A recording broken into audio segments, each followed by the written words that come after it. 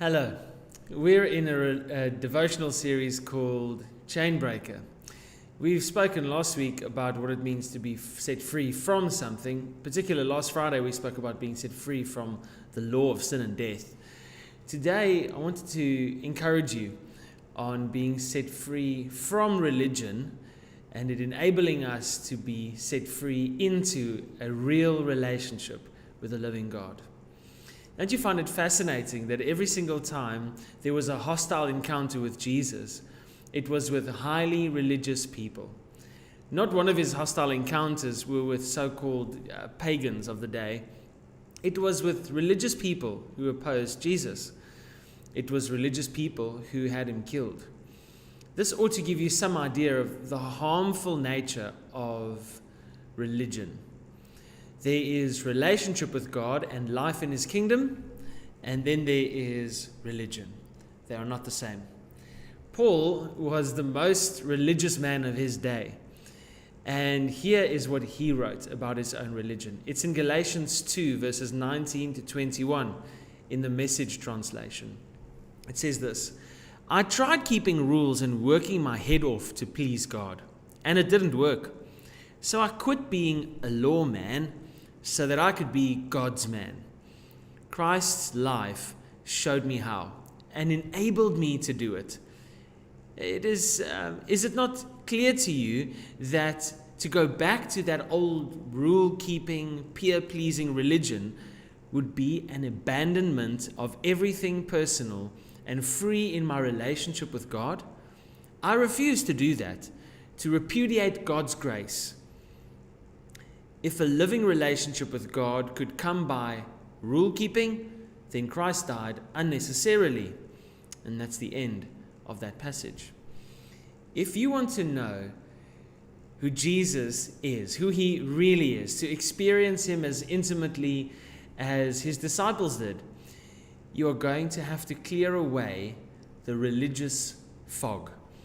Religious fog uses sanctified words and activities, things that look and sound very Sunday schoolish, but is just a veil or just window dressing.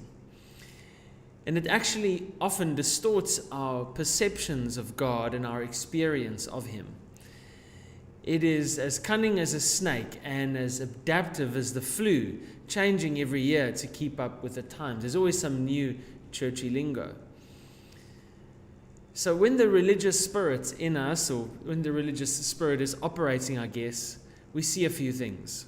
We see that false worship replaces real affection for Jesus. When there's a religious spirit, we see that there's a lot of knowing about God, but not a lot of knowing God. Fancy language is confused with intimacy for Jesus. Religious duty is confused with commitment to Christ. And rule-keeping starts replacing a hunger for righteousness. True freedom is only found when we put down religion. Religion is do good, get good, and do bad, get bad. And true religion is found when we put that down, and true freedom, is found when we put that down, that religious do good, get bad down, and we pick up the grace of Jesus, leaning on it with every fiber of our being, not one morsel of it being lent upon our own strength, upon our own qualifications, capabilities, or even experience. And that is the kind of grace which says, my goodness cannot and does not attract God's love. Instead, God's love leads me to goodness. Being free means being bound by nothing. And the more you are freed from, the more you are freed to do. You are then more free to love, to forgive, to worship, to sing, and to praise. You see, religion is bondage to burdensome duty, and grace is freedom to functional faithfulness.